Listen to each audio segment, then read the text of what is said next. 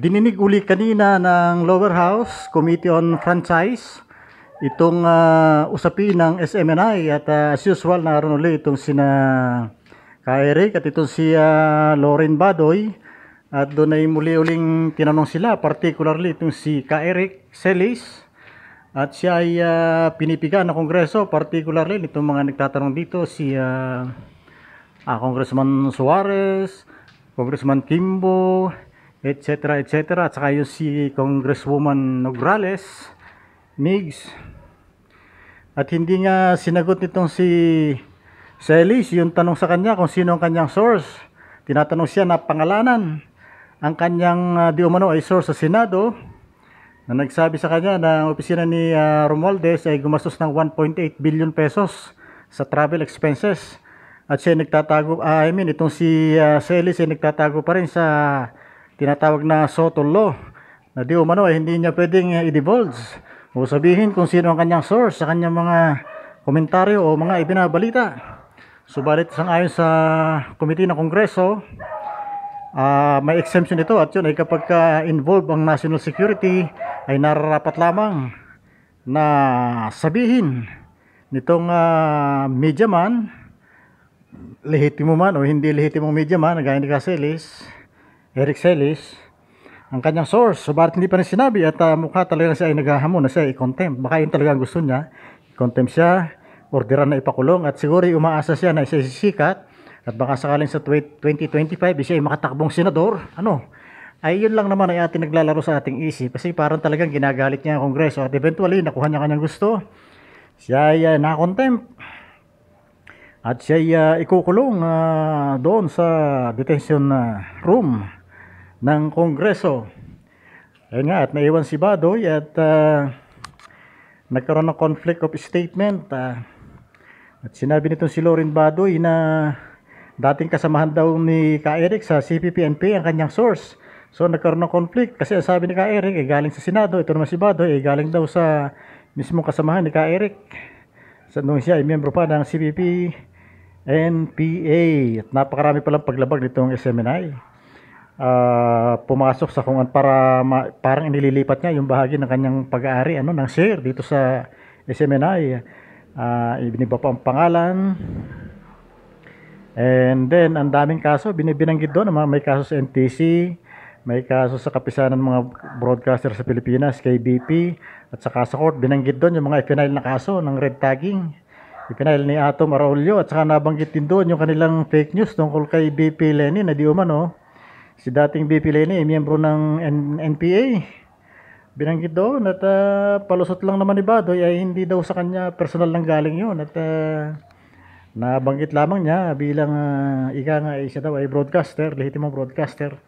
So yun ang binanggit niya, yung kanyang mga fake news na pinagsasabi dito sa SMNI. So malakas nga yung kutob na itong station o itong franchise ng SMNI ay matatanggal, mananalify, matatanggalan sila ng prangkisa. Yan ang aking malakas na kutob dito. Dahil maraming ebidensya ng paglabag. Hindi kagaya dun sa ABS-CBN na talaga naman binaraso yun. Wala namang paglabag doon na nakita. Kahit yung mga representative na NTC, Labor, BIR, walang paglabag na binabanggit. So, balik tayo dito. Ang kapansin-pansin dito, kung ikukumpara natin sa hearing ng franchise ng ABS-CBN noong nakaraang panahon, I think 2020 yata yan, o I think 2020 nga siguro yun, ay kapansin-pansin na laging nakabulatlat doon, nakabungad ang pagmumukha nitong si Congressman Rodante Marcoleta. Alam ko sa unang hearing nitong SMNI, naroon din siya pero hindi siya nagtatanong. At lalo ngayong araw na ito, kanina, doon sa unang bahagi ng pag-hearing sa Kongreso, Committee on Franchise, ay wala rin siya, talagang iwas pusoy. Alam naman natin na itong si Marcoleta ay DDS to at palagi rin tong guest dyan sa SMNI. So iwas pusoy, hindi siya nagtatanong, hindi siya sumipot ngayon. So yan ang isang kapansin-pansin dito kasi noong panahon ng hearing sa ABS-CBN franchise, nanggagalaiti ito lagi, talagang laging nakafront ang kanyang pagmumukha. Hindi rin naman siya naging senador sa kanyang pinaggagawa ngayon. So ngayon niya ipakita ang kanyang maingay matatalas na pagtatanong pero hindi niya ginawa. Panoorin po natin dito ang ilang bahagi ng naganap na hearing kanina. Clearly, this is a testimony that indeed Lauren Badoy and Tae is spreading false information which is a violation of Section 4. Kasagot po ni Ma'am Badoy. Mr. Chair, yung tungkol po sa former Vice President, yung statement po na yon ay hindi po yun personal na opinion ko. I said all those things as the Strategic Communications Cluster Head of the National Task Force, LTAC at the time, and that was in fact the official stand of our government. Therefore, meron po siyang tinatayuan na ebidensya. Hindi ko po yun personal na opinion. Pero kahit kayo po ang nag-disseminate ng information na yon, it could be the stand of the government, but kayo po ang nag-air ng akusasyon na yon na si Robredo ay may alyansa sa komunista. Hindi po ba? Yes, Mr. Chair, that was part of my job. In short po, ginamit po din yung plataforma ng SMNI to spread false information. Magaling din doon si Congressman Migs Nograles at talagang siya pala ay ready. Nag-present siya ng kanyang mga visual aids. Yung nakalagay dyan, yung mga percentage ng pag-aari ni Kibuloy ng kanyang share sa SMNI at naipakita roon na talagang may paglabag doon pa lang sa pagsishare. Doon pa lang sa hatian ng mga share, meron diyang mga certain percentage na binabanggit ay meron ng paglabag ang SMNI.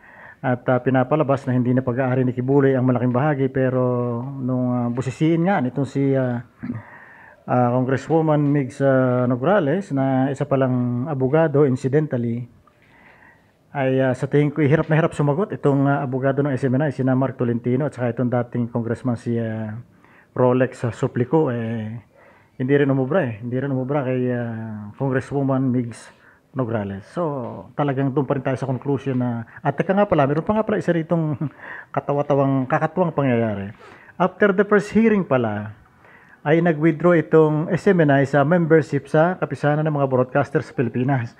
So lalo silang nalintikan kasi sabi ni Congressman Pimentel, umalis kayo sa KBP kasi nga alam niyo na hindi niyo mako-comply yung mga requirements ng KBP kaya kayo umalis. So lalong napasama pa nung mabulatlat na after the first hearing pala ay nag-withdraw ng membership sa KBP itong SMNI. So yun, ang mga palusot ng mga abogado ay talaga ng SMNI ay talagang napakahirap palusutin. So yun pa rin ating conclusion. Malamang ito ay matatanggalan ng prangkisa. Mahirap nang iligtas pa ito. At sa tingin ko ay hindi na rin ito aabot sa Senado. Malamang dito pa lang sa lower house ay matatapos na ito. Sa lower house pa lang ay masesentensyahan na ito. Ito ang aking wild or bold prediction.